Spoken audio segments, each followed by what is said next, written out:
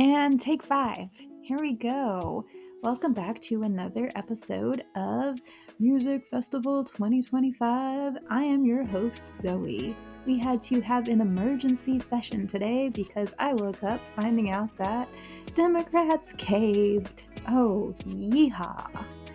So, for 6 glorious weeks, Democrats held the line. They were unified, they were determined. They were like, we're not reopening the government until healthcare's safe. So basically, they were just like the Avengers, except more boring. And for a while, it worked. Over 20 million Americans, that's 20 million people, were counting on those Affordable Care Act subsidies. Democrats stood together to protect them. And everyone was like, what?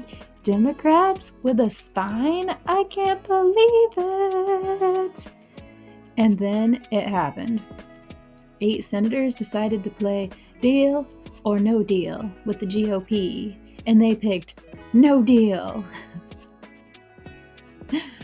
They went all in on a pair of twos, you know what I mean? They voted to end the shutdown, not in exchange for progress, not for policy, not even for a free Senate cafeteria cookie, but for a promise. A promise, an intangible promise, a pinky promise that Republicans would consider healthcare subsidies in December. A promise, by the way, with the reliability of a campaign trail handshake. Or some dude on Tinder that says, I'm not like other guys. I'm a nice guy. Expecting this Congress to prioritize healthcare reform in December is like expecting a unicorn to show up in the Senate cafeteria. Sure, it's a cute fantasy until you realize the cafeteria only serves lobbyists and disappointment, and you didn't negotiate for even a single cookie.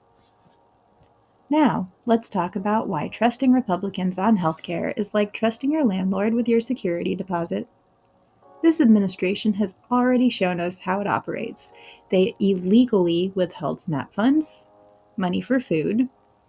While those funds sat comfortably with the Office of Management and Budget completely under their control, they could have fed the millions of Americans at any time. But they didn't, because apparently hunger is a motivational strategy. Then, in a stunning display of Project 2025, they tried to fire federal workers, to purge career civil servants and replace them with loyalists. Basically, a government version of The Apprentice Authoritarian Edition. Federal courts had to step in like, hi, this is still America. You can't just do that. So when these same folks promise they'll revisit healthcare later, that's not compromise. That's gaslighting with a C-SPAN feed. Don't worry, we'll get to healthcare right after we finish defunding empathy. Meanwhile, the Congressional Budget Office, bless their boring, honest hearts, says letting subsidies lapse will leave nearly 3 million more Americans uninsured and raise premiums by at least 10%. But sure, tell me again how this is fiscal responsibility. It's not. It's cruelty in a suit. So let's name names.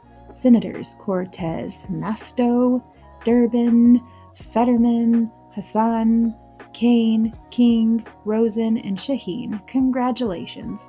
You've won a shiny new participation trophy for Most Creative Interpretation of Compromise. Okay, so what now? We organize, not to shame, but to remind them. Bipartisanship isn't worth a thing if the result is worse policy. Call their offices, email them, slide into their DMs, respectfully, of course. And when primary season comes, we remember, because healthcare isn't a bargaining chip, it's a right.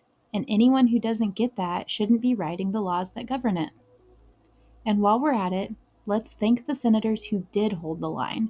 They're the ones standing between us and a future where lobbyists literally write your hospital bill.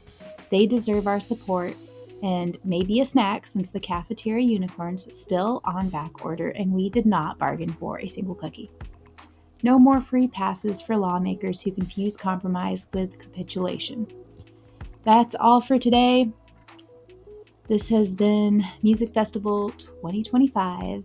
I am your host, Zoe, and we'll be back next week, assuming Congress doesn't sell the microphones for bipartisan progress.